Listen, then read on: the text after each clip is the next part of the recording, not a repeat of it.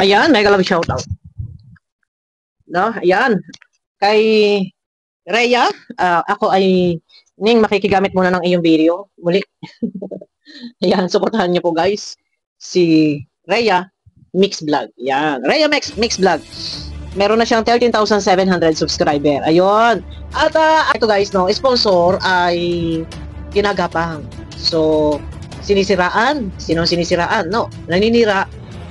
Teka. May gumagapang sa sponsor at naninira ay uso po ang siraan ngayon. Ano po? Naninira. Ito, patungan na rin ito. Patungan na rin ito ng magbigay na din ng reward para mailabas na ang screenshot. Hindi, joke na. Eto na. Ante, abangan natin. Malay ninyo, ha? Sumabog. Ay, may ano na tayo. Pero, teka muna. Eto, buti na lang at si Rhea ay talagang malakas sa loob na maglabas na doon lang siya sa katotohanan. Ang kanya lang naman, nais niya lang maiparating na doon sa naninira, na alam na ni Rhea yung paninira. Nung alam nyo na yun kung sino yan. Sa mga naghahaka-haka dyan ay basta tayo walang pinapangalanan. Ano po? Sino nalito? Mabuti na lang na may channel ako. Kasi grabe, sa mga tao, no? Kung naka-encounter kayo ng ganitong tao, pag nakapansin nyo na yung isang tao ay mapanira ng kapwa nila, huwag na lang ito na yung pakipag-usap dyan kasi nga, hindi rin naman maganda yung mga pinagsasabi. Saka ma-influensyahan lang kayo ng mga ganyang tao. May yung, kung paano kayo mag-isip, ma-influensyahan kayo niya. Tama, correct. No? Distansya, amiga. Sa mga tao, sabihin na natin iba yung takbo ng isip, mapanira sa kapwa. Pero hindi natutulog hindi natutulog ang Panginoon. Tsaka ang mga viewers, alam nila kung sino yun. Alam nila kung sino yung nagsasabi ng totoo. Alam nila kung sino yung dapat paniwalaan. Gawin man nila manira ng manira, pero hindi nila kayang linlangin or hindi nila kayang i-please yung isip ng tao. Isipin mo to ha, dahil sinisiraan yung kapatid ni Rhea, si Joy, sinisiraan, pero yung sponsor, nandun siya sa katotohanan. No? Nandun siya sa katotohanan, hindi nagpasakop or hindi naniniwala doon sa naninira. Nandiyan lang yan sa gilid-gilid. No? Kasi kahit anong sira mo, hindi mo kayang magkukwento ka ng isang paninira or magsisiwalat ka ng isang paninira doon sa isang tao. Hindi nyo kayang dalahin yung inyong kasamaan. Dahil ang mga tao, lalo na ang sponsor na inyong sinisiraan, hindi yan iaano ng Panginoon doon sa inyong kasamaang binabalak na manira ng kapwa.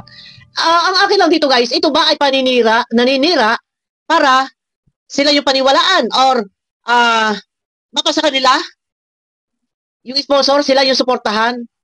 Ayun ang mali doon. Pero ako saludo rin dito guys, saludo ako kay Ate Rhea. Kasi akala ng iba, kasi tahimik sila eh. Hindi sila kumikibo kahit na durog na yung kapatid ni Rhea, si Joy, durog na ay hindi sila nagsasalita. Pero hindi sa lahat ng pagkakataon ha. Buti na lang at may channel si Rhea. Hindi sa lahat ng pagkakataon, yung mga taong pobre, yung mga taong aba, yung mga taong kawawa, no, ay pwedeng apak-apakan na lamang. Hanga ko sa'yo, Neng, at nasasabi mo, yung mga ganito, wag ninyong sasarilinin. Pag nasasaktan na kayo, naapakan na kayo, sisigaw kayo. Aaray kayo. Kasi hindi po pwedeng sinisiraan at lahat ay lulunukin na lang. Nandun na eh. Binabas na. Dito guys, dito tayo humuhugot ng ating reaction, no? Ating pinaghuhugutan ng opinion. Dati kasi, binabas na. Pero, hindi sila nagsasalita. Sobrang nasakit yung mga, kumbaga sabihin natin, duguan na eh. Pero, eto, hanggang dito ba naman? Sisiraan pa sa sponsor, pabihira. Grabe yun. Ano ang motibo? Ano layunin? Para mapasa kanila yung sponsor. Wow! Yan yung mali. Taglay ng Pinoy. Hindi lahat. Ha? Talagang taglay ng ibang mga Pinoy yung ganitong manira ng kapwa. Uso po yan siraan ngayon. No, pero sabi ko nga, ako'y believe kay Ate Rhea dahil talagang sinasabi niya na gusto kong ipaalam sa iyo na yung paninira mo ay alam ko. O, di ba? Saludo, ayun, tama lang yan, Ning. Pagka alam mo na sa katwiran ka at alam mo na sa tama ka, talagang iba na yung sinasabi ng iba, Abay, magbabala ka. Ito na ay babala lang. No, ang sinasabi ni Ate ni Rhea, na gusto ko lang malaman mo na yung ginagawa mo paninira sa kapatid ko, ay alam ko. Oh, pero wala siyang niname drop. Tama lang. Oh, yun. Pagka tayo alam niyo na sa katotohanan kayo at hindi na maganda yung ginagawa sa inyo, hangga't kaya magsalita, magsalita. Pero isang beses lang. Yan. Isang beses lang na magsasalita, enough na yon. Wag na lang pasundan ning. At may mga reactor naman diyan. Oh, kagaya kung sabihin natin reactor, kahit sino pwede ko reaksyonan, channel ko to. Oh, kahit sino pwede kong gawa ng reaction. No, dinadrive ko channel ko eh. Yon, isang beses lang ning, enough na. Ayan, pakiusap bilang ate, ate ako. Enough na yon, wag ka na magsalita. So may mga reactor naman diyan, mga reactor na lang ang magtatrabaho diyan. And isa na din ako diyan na magtatanggol sa inyo. Dahil syempre, ay bakit? Channel ko to. Ano man ngongaw ko. Tuloy. Yung kung paano kayo mag-isip, may influensyan kayo niyan. Yan, si Tita Survivor 15 yan. Isa yan sa most trusted person para sa akin. Yan, si Tita Survivor 15 yan na. Si Tita Survivor 15 ako sa isang kausap ko. Yun lang yung pinagkakatiwalaan ko talaga. Pipiliin mo lang. Tama. Hindi ako mag-name drop. Tama, wag ka mag-name drop. Piliin mo lang. Ngayon din, lesson learned din, no? Sa akin din, no? Alam nyo, nagawa ako ng issue. Wala naman naglabas ng ebidensya kasi hindi nga po totoo. Yan. Hindi ko alam kung bakit nagawa yun. Hindi ko alam kung bakit nagawa sa akin na ganunin ako. Pero, channel ko to. Ano man ang gawin ko? May magagawa ba sila? Oh, di ba? Tsaka issue ang ating topic dito. Mga issue. Oh, di ba? Ayun na, nasaan na? Ito, papatungan na din dati to. Oh, Ate Malo. Ay, kay Ma'am Helen, kay Kanoli, kay Tita Marie, patungan na ito ng 1 million para mailabas kung sino yung naninira. Ayun, shout out sa iyo. Sa naninira ka, ay mag-isip-isip ka at baka ang gusto mo lang ikaw ay sponsoran. Ay, gusto mo i-sponsoran ka at wala kang maipang mukbang diyan. Ako magmumukbang guys habang nakain ako ng santol. Ayun lang. Naninira doon sa sponsor, hindi tama 'yon. Mas mas magandang makita, alam sa totoo lang, ito, mas magandang makitang yung inaapi ang siyang inaanap. Totoo lang. Ang siyang sinisira, siya yung mas minamahal. Oh. Ang tawag ito, ang ginagawa ng kwento ay yung naggagawa ng kwento, sila pa yung yung nababasa. Ayan. Shout out sa lahat ng mga nagmamahal sa akin diyan. Tayo masaya. Masaya tayo. Pilitin natin na nandun lang tayo sa katotohanan. Yun yung pinaka-importante sa lahat. Hindi kailangan na tayo ay mag-explain pa, hindi mo kailangan mag-explain pa kay Rhea. Basta nasabi mo lang na gusto ko lang malaman mo na yung paninira mo ay alam ko. So nakarating. Thank you din pala doon sa sponsor na naging tapat. Yan. Kilala natin yun, no? Kumalat ito tapos makita niya para alam niya na hindi niya, para alam niya na alam ko yung ginagawa niya. Yun. Nakakatawa ka. Oh. Grabe ka manira. Yun. Alam mo ba, hindi lang beneficiary yung may wakwak, pati sponsor winawakwak na din. Ayun nga. Pati sponsor winawakwak kasi nga gusto nila makakabig. Ayun yun. Sponsor wawakwakin na rin. Gusto sila ang sponsoran. Pero sabi ko nga, mananaig yung katotohanan. Hindi po, kahit ano sabihin nila paninira, sorry, hindi nila kayang siraan. Kasi, ang kaya ninyo, itong pamilya nila, Rhea. No? Sabihin natin, napakatahimik, napakabait, sabihin natin napaka-inosente sa mga issue, at, andun nga sila pero may silang nakabaw. Baw ng baw. Nakakaawa sila, gagawan pa ng kwento, pero ang hindi nila alam, akala nila, ganun-ganun na lang yun. Ganun na lang na sila maninira, na hindi ito, sabihin nating magsasalita. Kaya, tama lang. No? Pero yun na nga, may channel. Ito, paglilinaw sa iba, no? Ito ang nare-reaction na natin, channel ni Rhea.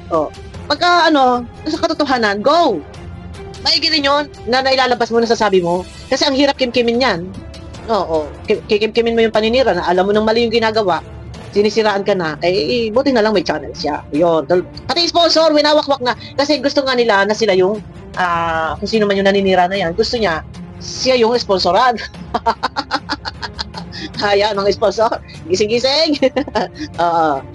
Dapat, sa mga sponsor, Doon kayo sa, alam ninyong talagang, nandun sila sa, ano yung deserve tulungan. Yan, dapat doon kayo. Doon sa deserve tulungan. Yun, no, teka. Wala. Hindi ko alam kung gawain niya, no? Sanay na sanay siyang ganyan gawain niya. Gawain niya. Kasi nasisilaw sa pera. Pag silaw sa pera, gagawa ng kasamaan. Ayun yun. No, nakapanira na kapwa. Pero hindi kasi maganda yun. Saka, hindi naman, ano lang ko sa'yo, parang sana matuto ka na na hindi lang na nakakausap mo, pwede mong siraan yung ibang tao doon nakakausap. Kasi paano kung bumagtad yun? Yun nga hindi lahat na nakakausap or hindi lahat ng pinagsasabihan or hindi lahat ng mga viewers maniniwala. Hindi lahat maniniwala sa mga nilalabas na nilang mga kasinungalingan. Yun. Oh. Ay baka gawain talaga or nagagawa nilang manira sa inyo kasi baka nainggit. Nainggit. Kasi siyempre, nasa inyo ang nasa inyo yung simpatya ng tao. Mas minahal, mas dinagsalalo ng sponsor. And maganda. Maganda ako. O, diba? Naka-off-shoulder tayo. Diba? Off-shoulder po yan, guys. Yan. Off-shoulder po yan. O, diba? Gusto nyo ilabas ko pa yan na ganyan. Ayan, off-shoulder po yan. Ganun na, hindi ko lang ini-off-shoulder. O, diba? O, yun. Pag siksik liglig ang kagandahan at ni Joy at mga sponsor ay talagang gagawa ng issue. Sisirain talaga kayo. Ganun yun. Yan ang uso ngayon. O, diba? Turn na palang ating hairband, guys. Diba? Yan ang uso ngayon. Na manira. O, diba? O, kaya, buti na lang at may channel ka at naisiwalat mo, Neng, no? Ito nga nangyari, nakarating naman sa akin yung mga pinagsasabi mo doon sa ibang tao, tungkol sa kapatid ko at tungkol kung kanino. O, paano ka na? Paano kung yung conversation nyo ay ikalat niyang kausap mo? O, paano? Ayun ang mantot doon. O, diba? Pero ang mahalaga dito na nalaman mo. Nakarating sa iyo na yung paninira. So, yun, so sorry na lang do sa naninira dyan. Yung naninira dyan na gumagawa ng kwento at gustong ang sponsor ay mapasa kanya, ay sorry ka na lang. Yung mga naninira dyan, sorry na lang kayo. Yung mga ganun tipo, yun, no? Teka. Pero ano na yan talaga sa totoo lang, dalawa lang naman yan kasamaan at kabutihan. Normal na yan talaga, kahit saan. Nandiyan yung kasamaan at kabutihan. Pero sana, yung iba ay wag matukso kayo sa kasamaan, wag kayo maniniwala-niwala kasi ang naniniwala sa sabi-sabi. Ayun, isa kagaya na sa nangyari sa akin, walang katotohanan, walang mailabas na resibong sa buwatan. Pero yung iba wag basta-basta maniniwala. Pero hindi magsasalita si Ate ni Rhea. Minsan lang to, guys. Minsan nyo lang marinig to, si Rhea na magsalita. No, gusto nyo na resibo? Yun ang pinaka-ano doon. Makapakasabitan ako. Tumatawa ako ng alangan. Gusto nyo na resibo? So, kasabugin natin yan. Ay! Abang kayo. Tuloy. Go na Go lang yun. Tumahimik na kami. And wala kaming masama para sa akin. And alam naman ninyo lahat na wala kaming masamang sinabi sa'yo. Wala kaming pinakitang masama sa iyo. O, di ba? Tahimik nga sila Puro iyak na lang Kahit yung sakit na nararamdaman na tahimik pa rin Wala Pero, yun yung siraan ka ba naman para lang masungkit yung sponsor. Pero yung sponsor, salamat. At nandun po kayo sa tama. Nandun na hindi kayo nadala nitong mga mapanirang ito. No, salamat sa sponsor. Kasi talagang diyan makikita ang katapatan po ninyo na hindi kayo basta-basta naniniwala sa mga paninira ng iba. No? Kasi nga, Neng, gusto nila kunin yung suporta ng sponsor mapunta sa kanila. Sino man yung naninira. Abang kayo, guys. No? Pero at the end of the day, ganun pa rin yung masasabi mo sa amin. Para saan? Para ano? Siraan ka. Para mapunta sa kanila yung suporta ng sponsor. Suportahan nyo, guys. Rhea Mix Vlog. Para saan? Para ano? So, para sila yung suportahan. Ayun na mahirap dito sa ating panahon, sa ating mundong ito, no? Disiraan ka na wala namang kadahil-dahil, wala ka namang ginawang masama. So, alam mo na yon yung intention nun, ang motibo nun, ang makakuha ng pera. Sila yung padala. Ano ba yan? Hinayaan ko na ang aking balikat na nakaganito. Takpan mo nga muna natin yun ang buhok. Ayan, tuloy. Para ano? Mio, naghirawalay na yung bangs ko. Nakakano siya live si Baby Joy. Di ba? Ayun. Sumabog ko lang yung bangs mo, Neng. Pero ang ganda, in fairness. Ang ganda natin. Hindi kami hindi naman sa nanahimik kami kasi nga, hindi naman, wala kami nakikita ang ginawa mong masama sa amin noon. Yun. Wala kami. Tama. At kahit may makita kami, as long as hindi yun para sa amin, hindi mo kami gagawa ng masama, wala kang sinabi masama sa amin sa social media mo, wala kaming sinabing masama patungkol sa'yo. Oh, bravo, bravo. Ay, ito yung sinasabi ko sa inyo. Hindi lahat ng sabihin natin sa tingin niyo kayang-kaya nyo ay permis na lang ng parang napitpit na luya. Aba, minsan lang to magsalita. No? Minsan lang magsalita. Oh, yung mga naninira dyan, hindi kayo magtatagumpay kasi alam ng viewers ang ano yun, alam ng viewers. Alam ng viewers ang lakaran. Nandyan, pagdating sa sponsor, talagang sisiraan ka. Kahit wala kang sponsor, nagawa pa ng kwento. O, yun ang sinasabi ko sa inyo, na wala namang katotohanan. O, so, hindi lahat ng mga, ako believe din, brava, Neng. Talagang, pagka alam mo na ikaw, stop ko na lang, guys. Puntahan nyo kay Rhea Mix Vlog. Pag alam mo ikaw ay nasa tama, good luck. Kasi hindi po pwedeng, hindi ka magsasalita. Nandun na yung hirap na hirap ka na. Gusto mo nang magsalita, pero kailangan mong tikong bibig. Kailangan mong laging may busal sa bibig. Ayaw mong magsasalita. Pag alam mo na sa tama, magsasalita ka. Kasi hindi yan magiging kabawasan sa iyong pagkatao at hindi yan sabihin nating, kumbaga, mahal mo na sa buhay ang pinag-uusapan dito. May kasabihan kasi guys sakit ng kalingkingan, dama ng buong katawan. Ako man, siraan mo kapatid ko, no? Ako pa talaga unang susugod. Nalala ko lang, grade 3 ako. Yung kapatid ko kasi na babae, grade 4 sila. Hindi. Oo, grade 4 sila. Ako grade 3. Yung kaklase niya, sinabunutan yung kapatid ko. Ay, ang liit-liit ng kapatid ko po. As in, maliit lang po yung kapatid ko. Mas malaki ako. Yung kapatid ko, matanda sa akin yun. Hanggang balikat ko lang siya. Ako yung talagang matangkad. Nakita ko, sinipa yung kapatid ko. Tumama dito sa may binti. Inabuto ng binti. Di, pagsipa sa kanya, sabay sa bunot, bumagsak yung kapatid ko. Ang liit-liit kasi nun. Maliit po. As in, maliit talaga yun. Maliliit pa kami nun grade 3, grade 4. Sabi ko sa inyo nung nakita ko na yung bumagsak yung kapatid ko, babae sinunggaban ko na agad yung kaklase niya. Talaga, nagpambuno na kami. Tapos, nung nagkalas na kami, may umawat sa amin, mga estudyante rin. Nung kumalas na kami, kumuha pa ako ng bato, ibinato ko sa kanya. So, tinamaan sa ulo. Pagkabato ko sa kanya, kumaripas ako ng takbo, hinabol niya ako. Ngayon, napalo kami pareho ng teacher. Nakita kami ng teacher ng grade 5, pareho kami pinalo. Pero, pagkakapatid mo talaga, mahal mo sa buhay na ang pinag-uusapan, talagang, siyempre, pwede ba hindi magsasalita si Ate Rhea? Basta sa katuwiran ka, magsasalita ka. Hindi po pwedeng puro ka na lang lunok na lang ng sakit na nararamdaman. No? Yung inipon mo na lahat, yung sakit ng loob. I-wash out mo yan. Yun lang. Pero, isang beses, okay na, enough na. I-wash out nyo yan sa tamang panahon. May tamang panahon tayo. Ayun na guys, abangan nyo ako sa akin na next video. Mega love shoutout guys, pakiclick ng thumbs up nang sa ganun, isok sa kalasa po ni YouTube. Abangan nyo ako sa aking next video. Ayan na, Diyos ko. Ayan, tuloy lang tayo guys. Panatilihin natin yung tayo ay nagiging mababa. Ayan, mababa lang tayo and nandun lang tayo sa katotohanan. At kung meron galit, wag maghari ang galit sa ating puso. Dahil ang galit tsaka kahit hindi naman natin gustuhin man natin maghari yung galit. Pero napakagaling ng Panginoon kasi kailanman hindi po naghahari yung galit sa ating puso. Kusang naghihilom po yan. Pero pagka tayo na sa kasagsagan ng masyadong mataas yung ating emosyon, ng ating baba lang, wag nang maghari pa rin yung pagiging mababa natin. Yun, maghari yung sabihin natin, lalo pat kung may nagmamahal sa iyo, marami ang sumusuporta sa iyo, marami ang naniniwala sa iyo. Focus ka doon sa tama. Wag nang porket nakita mo na marami nagche-cheer up sa iyo, go, fight.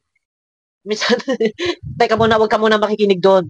Kailangan mo munang pag-isipang mabuti na hindi kasi lahat nagche-cheer up sa iyo. Yung iba, sumasang-ayon sa iyo, pero mas gusto nila tahimik lang. Tahimik ka na lang. So, nasabi mo na lahat, ay enough na yun. Yun, no. Kasi merong iba, gusto talaga nila, rabulan, go, fight, patay kung patay. Pero yung iba, gusto nila,